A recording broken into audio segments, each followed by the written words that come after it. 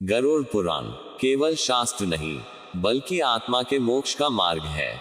आज हम जानेंगे अध्याय 12, जहां बताया गया है श्राद्ध और तर्पण से आत्मा को कैसे मिलती है शांति।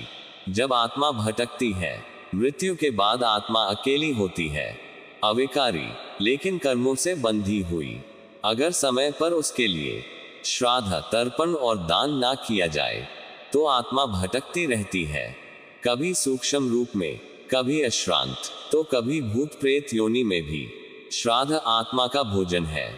गरुड़ पुराण कहता है, जैसे शरीर को अन्न चाहिए, वैसे ही आत्मा को भी शांति के लिए श्रद्धा और तर्पण चाहिए। श्राद्ध का अन्न पितरों तक पहुंचता है।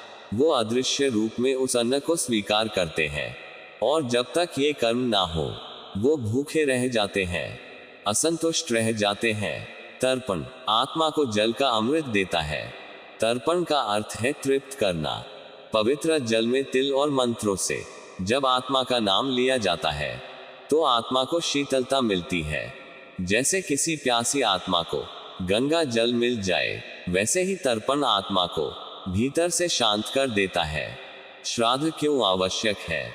गरुड़ पुराण कहता है, यदि पुत्र या परिवार के लोग श्रद्धा से श्राद्ध नहीं करे तो आत्मा दुखी रहती है, और वह आत्मा कभी कभी उसी परिवार में बाधा बन जाती है। उसका न होना भी दुख और संकट को जन्म देता है। इसलिए श्राद्ध न केवल आत्मा की शांति है, बल्कि जीवितों के जीवन में भी संतुलन है। दान और भोजन आत्मा को शक्ति देते हैं।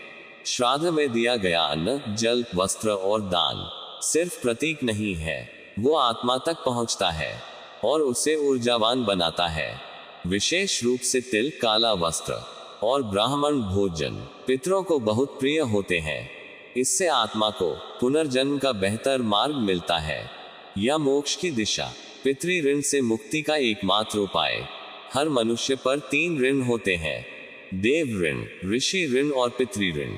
पितृ ऋण तब उतरता है जब हम अपने पूर्वजों को श्राद्ध, तर्पण और प्रेम से स्मरण करते हैं। जो पितृ ऋण नहीं चुकाते, उनकी संतति में बाधाएं आती है और पुण्य भी रुक जाता है। भक्ति, श्रद्धा और समर्पण गरुड़ पुराण में स्पष्ट कहा गया है, श्राद्ध कर्म केवल क्रिया नहीं है, वो श्रद्धा है।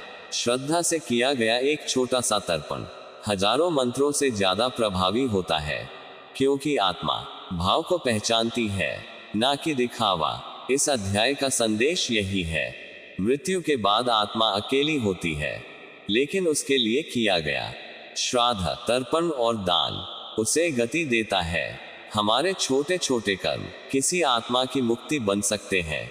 इसलिए अपने पितरों को याद करें, श्रद्धा से उनका तर्पण करें और आत्मा को करे तृप्त। जय श्री महाकाल।